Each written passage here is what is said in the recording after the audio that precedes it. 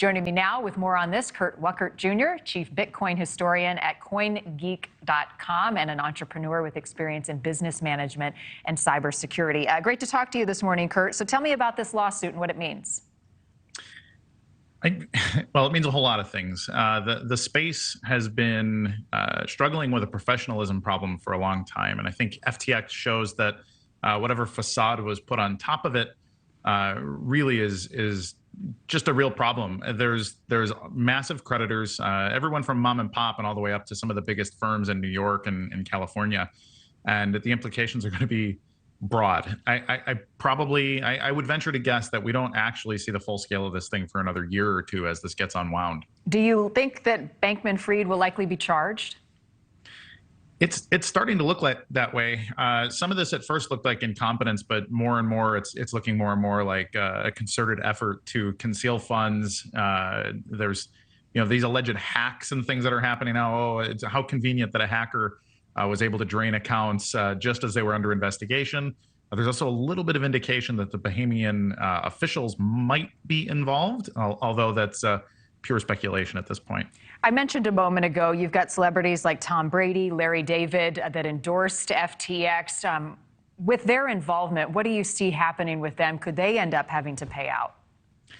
It seems like it. There's been about a year's worth of influencer-based litigation, stuff coming down from regulators about whether or not influencers can be involved in this space at all. If you go back about a year, you start to see some famous boxers and other famous athletes that were involved in some clear Ponzi schemes. I think FTX wasn't so clear as an outsider as some of these blatant fundraising schemes were, but there is some precedent, even going back as far as 2017, with big celebrities saying, "Hey, buy this ICO token," and people just follow.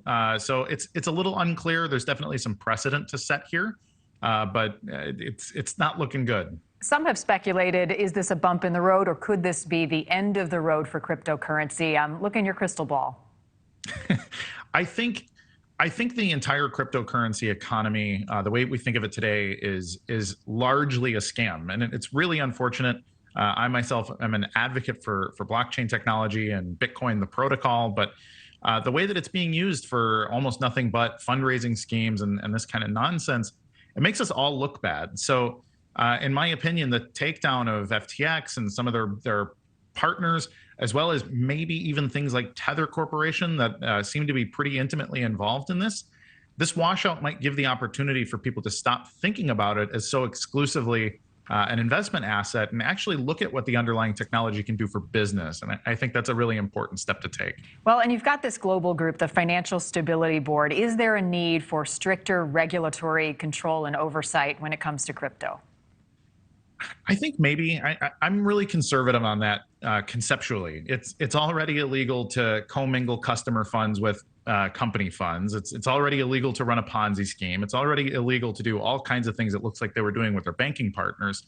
And so I think adding regulation and trying to add new laws probably just convolutes the process. I think a lot of things that have to do with typical equities trading, commodities, even just simple banking laws can be applied here without having to dig in and turn it into some kind of new class. These things are not that different, or at least they're not nearly as different as the quote unquote experts would lead you to believe. Interesting. Well, this is one to watch. Kurt, appreciate your time this morning. Thank you. Thank you. Thank you for watching. Go to newsnationnow.com to find NewsNation on your television provider. And don't forget to click the red subscribe button below to get more of NewsNation's fact-driven, unbiased coverage.